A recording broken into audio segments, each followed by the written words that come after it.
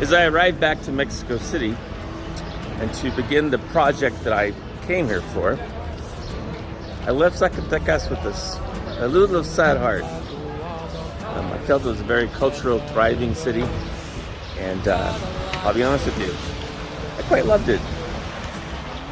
But now I begin to work on the goals that I came here for. The Mexico City Hall, and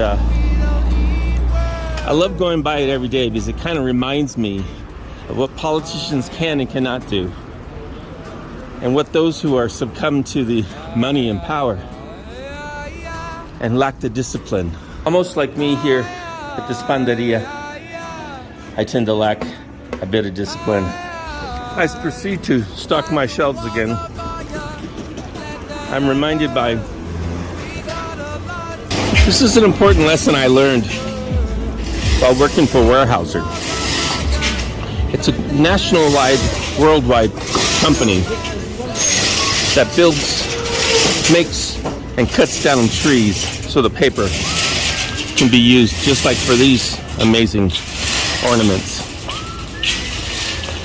They have this philosophy while working there, and that it says it takes 50 years to make a tree. So no process should not take that in consideration while within Weyerhaeuser. At the end of that 50 years, if you see bad results, then your process failed. I'll say that again. It takes 50 years to make a process, and if that process hasn't reached your goal, then your process has failed.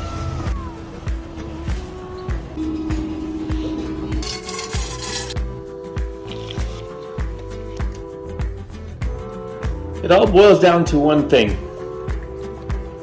Weyerhaeuser taught me that if you have a system that after 50 years has failed its people, for example, I grew up in the projects, but still now, 50 years later, my brother, who's a politician in Florida, is working to help people get into homes instead of live in the projects.